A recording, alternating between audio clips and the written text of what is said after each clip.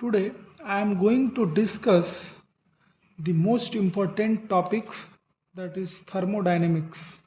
Thermodynamics means thermo plus dynamics. Thermo means heat, dynamic means motion, heat in motion.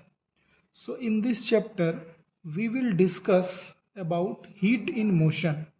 So it's a very important line, that is heat flows from a body at higher temperature to body at lower temperature.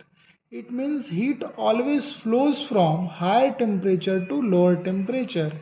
If suppose in this block we have two bodies and the temperature of this body is 37 degrees centigrade and the temperature of this body is 30 degrees centigrade. So heat always flows from higher temperature zone to lower temperature zone. Heat never flows from lower temperature zone to higher temperature zone.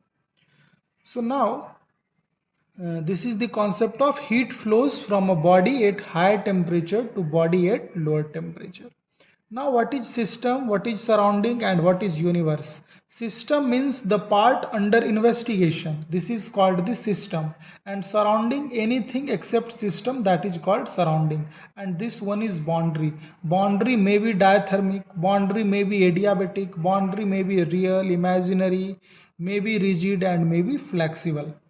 So now what is diathermic? Diathermic means across the heat change easily, means this wall will be conducting. Conducting means heat can flows from this boundary.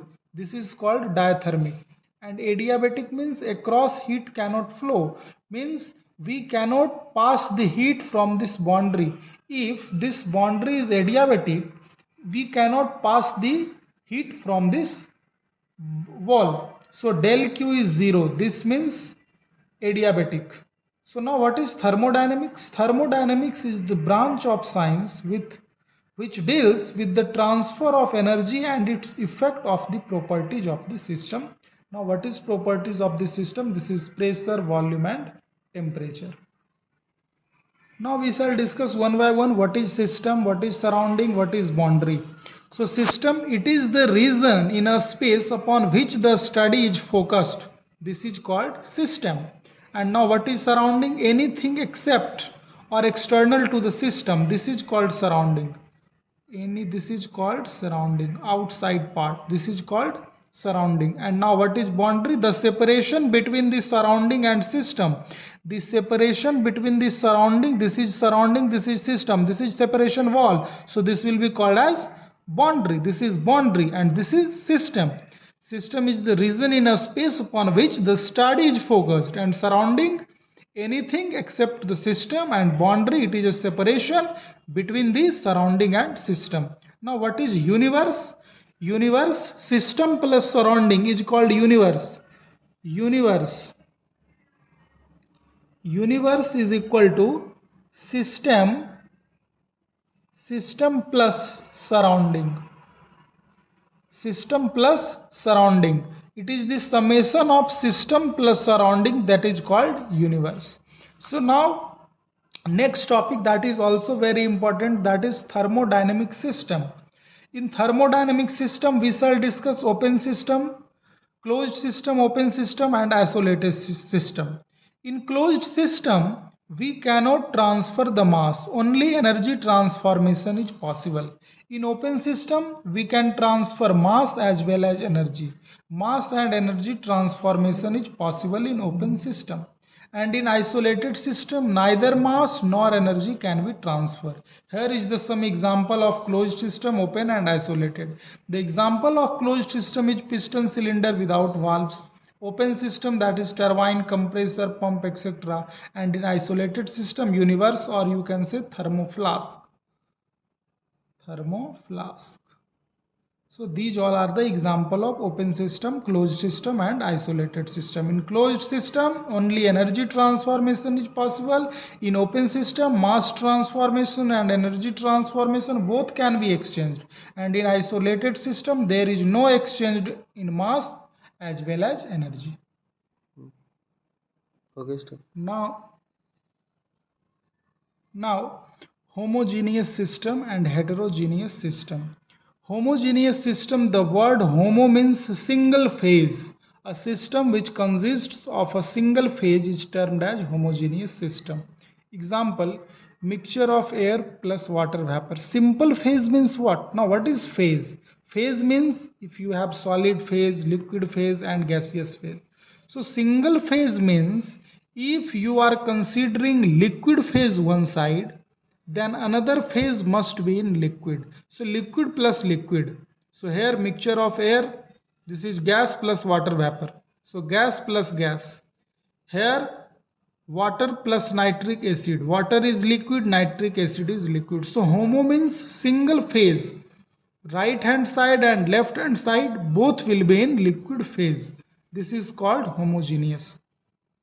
Homogeneous means that the properties of a system are the uniform throughout the entire system, and heterogeneous system which consists two or more phases, that is water plus steam, ice plus water. Ice is solid and water is liquid. So this is the heterogeneous system. A solution of oil and water is a great example of heterogeneous system. Now in this, oil is also a liquid and water is also a liquid. But we are saying that this is heterogeneous mixture. Why? I shall discuss little bit later why the solution of oil and water is a great example of heterogeneous mixture. Now a homogeneous mixture is a mixture of two substances that is completely even throughout the solution and there are no borders in between the substances. There are no border. It looks like a one new substances. If we will mix water plus nitric acid, it looks like one new substance. But if we will try to mix oil plus water, then we will see oil will be above on the water surface. So that's why this is called heterogeneous mixture. In heterogeneous mixture, there is a border in between the water and oil. So, but in case of homogeneous, there is no border between the phases. But in heterogeneous, there is a border. So that's why a solution of oil and water is a great example of heterogeneous mixture. I have already discussed heterogeneous is a solution that is not completely even throughout and there are borders in between the substances. Now we have another topic, that is macroscopic approach and microscopic approach. In macroscopic approach, a certain quantity of matter is to be considered without taking into account the events occurring at molecular level. But in macroscopic approach, that the system is made up of very large number of molecules and each molecule at given instant has a certain position and velocity and energy, and each molecules these change very frequently as a result of collision. So here is a body, here is an object, inside the object there is a small atoms. So in macroscopic approach we just consider the average behavior of all molecule. These all molecule we just take the average behavior, but in microscopic approach we have to take individual. If we want to find out the pressure, volume of the object, then we have to find the single molecule, the pressure, the volume and the pressure of individual molecules. And in case of macroscopic we just take the average behavior of all the molecules. This is called the classical thermodynamics and this is called the statistical thermodynamics. This macroscopic approach, simple mathematics formula is required. As I am telling that in this, we just take the average. We just take the average of all the molecules to find out all these thermodynamic properties. But in microscopic approach, complex mathematics and statistical methods are required because in this we have to find the each and every point, we need to find all the values. So mathematics will be complex in case of microscopic approach. In macroscopic approach, approximate result we will get. As I have earlier told that we shall consider average behavior. So if we will consider average behavior of all the molecule, then it is impossible to get the accurate and exact result. But if we will find the individual volume, pressure and energy, then we may get the accurate and exact result in case of microscopic approach. This is less time consuming and this is more time consuming. So this is the basic difference between macroscopic approach and microscopic approach.